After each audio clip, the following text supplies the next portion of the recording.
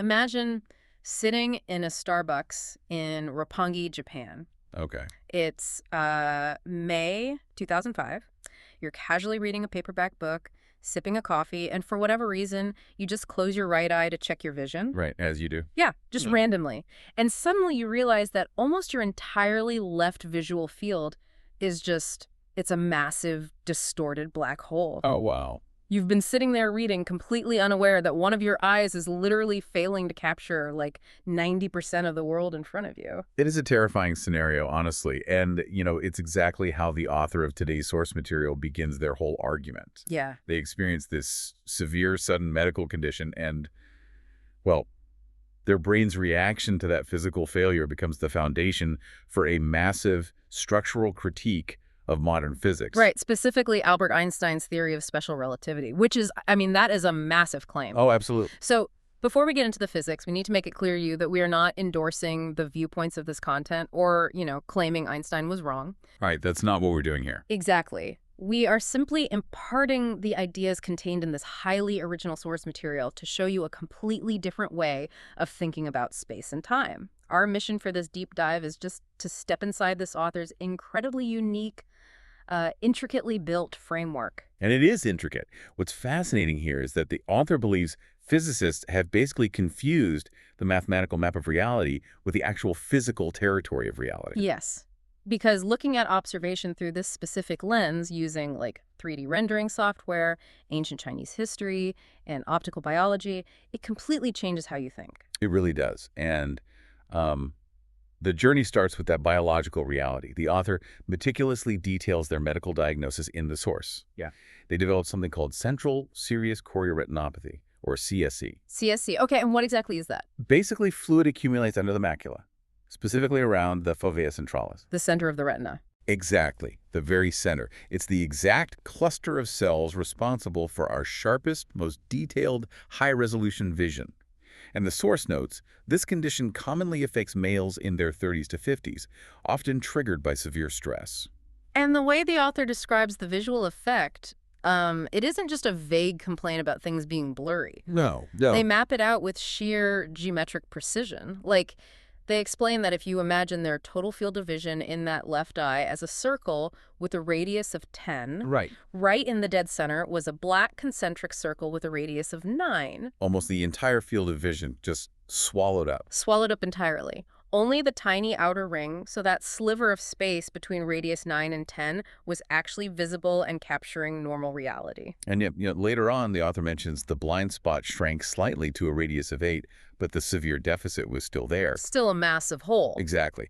And the distortion wasn't static either. The fluid under the retina was actively warping the incoming light data. Right, the moon example. Yes. 12 hours after the Starbucks incident, the author looked up at a full moon and saw it twisted and stretched into the shape of a candle flame. That is wild. The physical hardware of the eye was literally bending the light before the brain even had a chance to process it. But see, this is the thing that gets me. If there is a massive blind spot taking up 90% of your vision in one eye, how do you not notice it immediately? Right. How do you just sit there reading? Exactly. How do you casually sit in a coffee shop reading a paperback until you happen to close the other eye? Well, it's like... it's like your smartphone camera seamlessly stitching together a panoramic photo, secretly editing out the glitches. Oh, that's a great analogy. Right. You sweep your phone across a landscape, and if your hand shakes or if a bird flies through the frame, the software actively edits out the glitch. It borrows pixels from the surrounding area. Exactly. It smooths the jagged edges and presents you with the perfect, unbroken image. You have literally no idea the raw data was corrupted unless you dig into the source code. Your brain is running that exact same panoramic software, secretly editing out the glitch in your retina so you don't panic. And we connect this to the bigger picture. If our own biology is automatically editing out raw data to give us a comforting, unbroken image of the world, it begs the question, what else are we assuming is seamless that is actually an illusion created by our tools? Oh, man. Because the author realizes that their brain was taking flawed, two-dimensional light inputs from the left and right eyes and artificially constructing a single, seamless 3D reality. Hiding all the processing. Exactly. Hiding the messy, delayed processing from conscious awareness. And this biological trickery becomes the foundation for the author's critique of modern physics. So transitioning from biology to geometry, the author actually tests this assumption by booting up Blender. Right, the 3D software. Yeah. For those of you who might not know, Blender is a highly complex 3D computer graphics software typically used by animators and, visual effects artists. But here it's used as a virtual physics lab. Exactly, to model how observation actually works in a physical space. And here's where it gets really interesting, because inside this 3D software, which is built on a standard Cartesian grid, an X, Y, and Z axis, Right. the author sets up a very specific camera arrangement. They place 3 fixed cameras in the virtual space.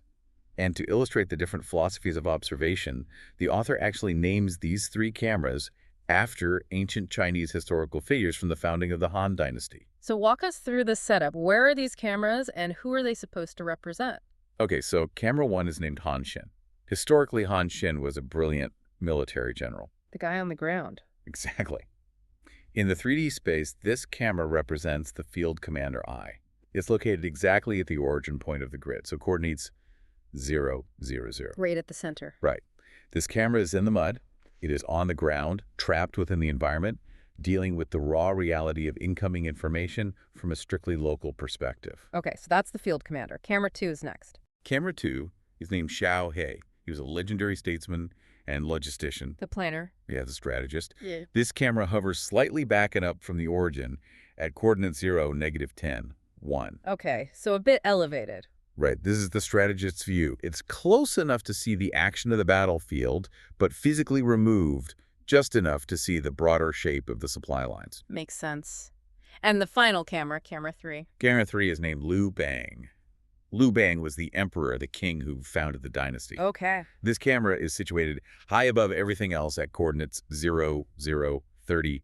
This is the king's eye. It looks straight down on the X-way plane from the heavens. Looking down at the map. But, I am struggling with this jump a bit. How so? Well, using a top-down view, what the author calls the king's eye, No. it works perfectly fine for building a skyscraper or laying out a city grid or, launching a satellite. Sure, for engineering. Right. So why does this specific 2D top-down compression suddenly break down when we talk about relativity and the fabric of space? Because of the fundamental difference between how human eyes actually process light versus how mathematicians pretend they process light. Okay, unpack that. The source highlights 2 technical concepts here: perspective projection and orthographic projection. Perspective and orthographic. Right. Perspective projection is how camera 1, the Hanjin field commander, sees the world. It is how your actual physical eyes work. You operate from a specific vantage point. Distance matters. Things get smaller the further away they are. Exactly. Objects further away appear smaller, and crucially, light has to physically travel through space from the object to your lens. The field commander is constrained by perspective and by delay. Like, if you stand on a long set of train tracks, the parallel metal rails look like they converge into a single point in the distance. Yes, perfect example. That is perspective projection. It is a visual distortion caused by your physical location. Orthographic projection, on the other hand, is an artificial mathematical concept. It aligns with camera 3, the Liu Bang King camera looking straight down. The God's eye view. Right. Orthographic projection compresses 3D space into a perfectly flat 2D plane with absolutely no depth distortion. Lines that are parallel in 3D space, like your train tracks. They stay parallel. Exactly. They remain perfectly parallel on the 2D drawing forever. Distance is mathematically eliminated from the visual representation. It's an architectural blueprint, a top-down floor plan where you can measure everything perfectly with a ruler, but it looks absolutely nothing like what a human standing inside the living room would actually experience. And here is the core insight from the author regarding why this breaks down in physics. Okay. The author creates a visual in the 3D software of an ice cream cone. Imagine a 3D cone shape representing a central angle of a circle, radiating outward from camera 1. From the general on the ground. Right. This cone represents a physical field of view in the real world. But when physicists use the king's eye to solve a problem on a chalkboard, they take that rich 3D reality of the cone and they forcibly compress it into a flat 2D XY plane. They flatten the ice cream cone into a pancake. Exactly. And when you flatten that cone, you edit out the depth.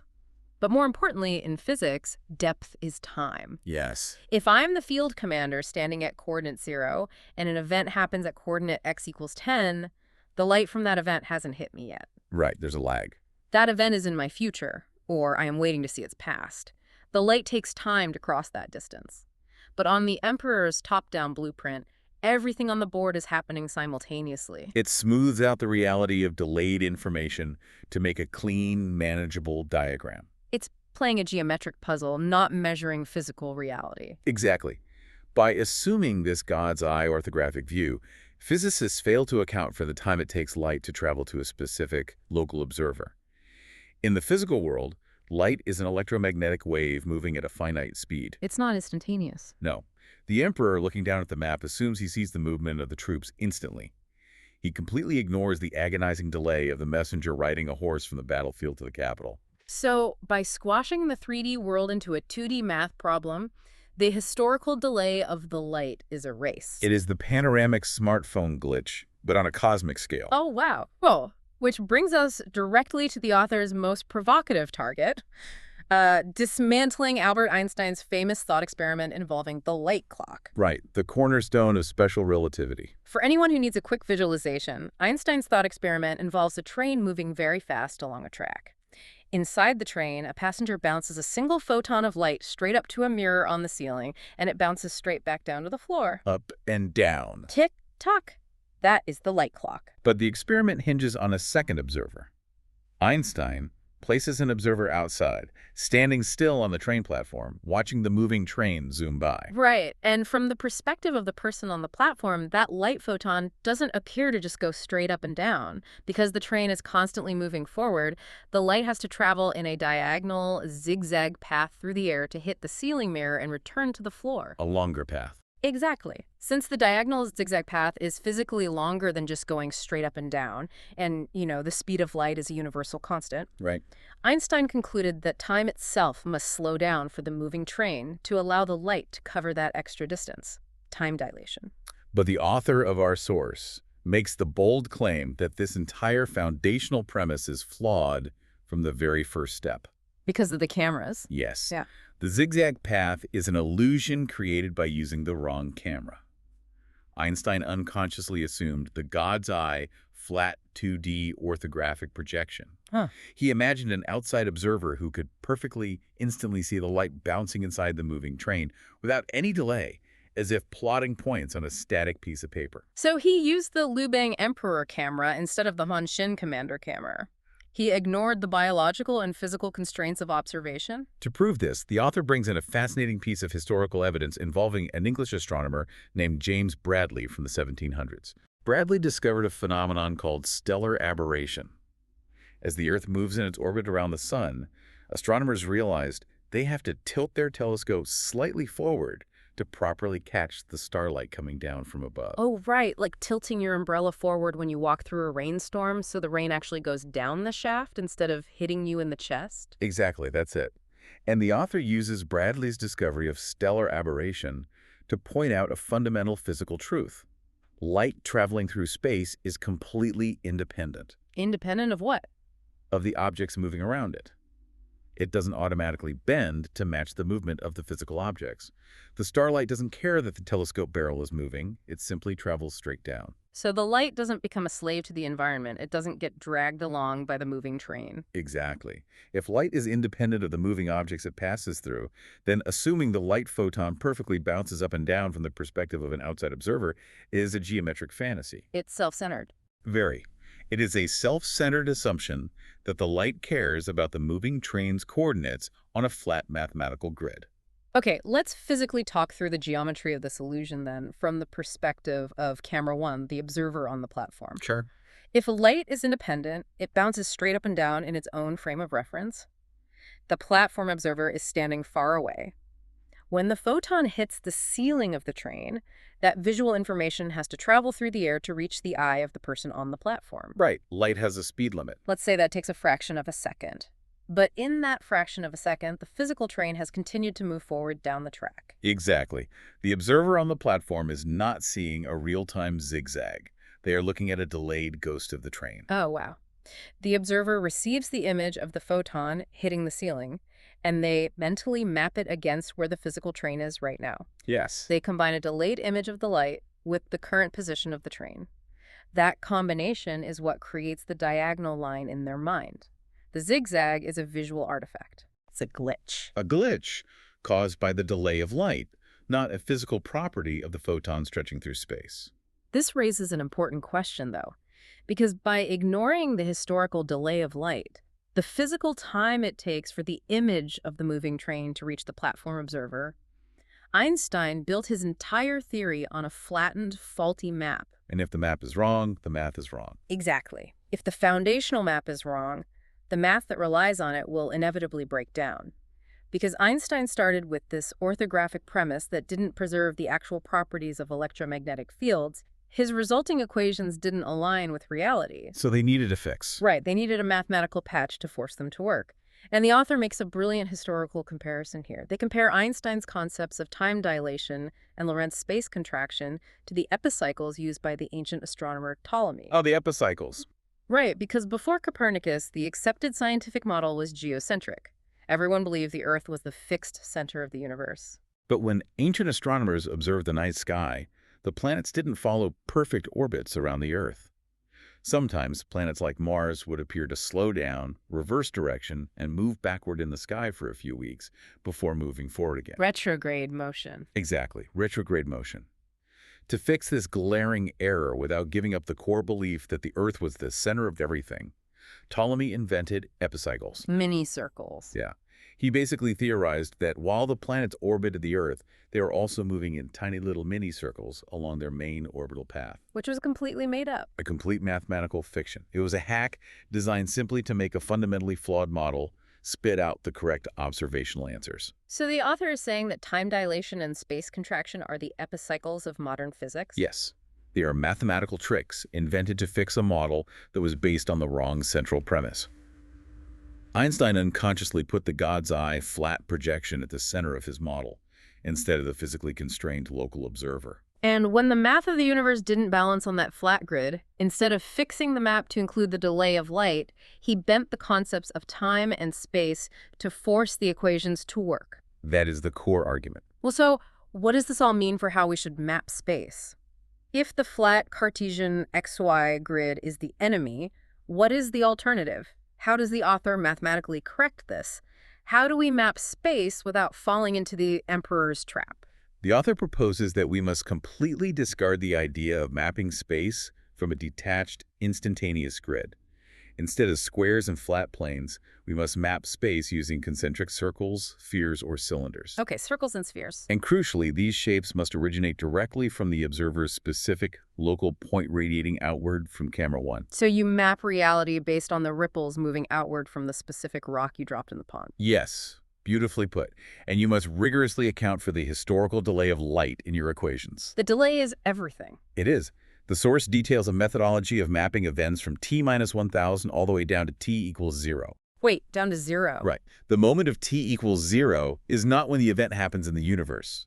t=0 is the exact moment the light from that past event finally physically hits the camera's lens or the human retina. Oh, that completely flips it. You cannot plot an event on a graph without explicitly calculating the time it took for the information of that event to travel through the electromagnetic field to reach you. Right. By aligning the mathematical geometry with the biological and physical reality of observation, the author believes we strip away the visual illusions that necessitated relativity in the first place. Wow. I mean, we started today sitting in a Starbucks in Roppongi, examining a terrifying blind spot caused by fluid warping the retina. We did. And we explored how the human brain will seamlessly edit raw data, hiding its own glitches to present a comforting, coherent picture of the world. And then we followed that biological thread into 3D rendering software, using ancient Chinese generals to highlight the fundamental difference between the gritty, delayed reality of a soldier on the ground and the flattened, instant mathematical perfection of an emperor looking down from above.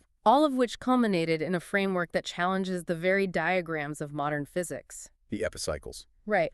The argument is that our reliance on flat, two-dimensional blueprints has tricked us into ignoring the messy, delayed reality of 3D space. When you compress the ice cream cone into a pancake, you lose the speed of light, turning time dilation into a modern epicycle. The overarching lesson for you as the listener is an exercise in questioning the invisible tools we use to process reality. Whether it is your brain's optical processing, a camera in 3D software, or a physicist's chalkboard drawing, the map is never the territory. And it really forces you to wonder about the future implications of those maps. Like, we are currently pouring billions of dollars into training artificial intelligence and machine learning models. Oh, absolutely. We are feeding these neural networks massive amounts of data based on these exact same flattened, orthographic, God's eye mathematical frameworks. The emperor's view. Yeah. If our foundational maps of reality are actively editing out the delays, the blind spots, and the physical glitches of space and time to make the math prettier, Yeah. what kind of artificial reality are we accidentally teaching our machines to see? We might just be hardwiring our own optical illusions into the next generation of intelligence. Yeah. And it really leaves you with a final thought to mull over. In your own profession or in your daily life, what flat diagrams or assumptions are you relying on that are secretly editing out the glitches of reality just to make the math of your life easier to solve? Keep questioning the map. Thanks for joining us on this deep dive.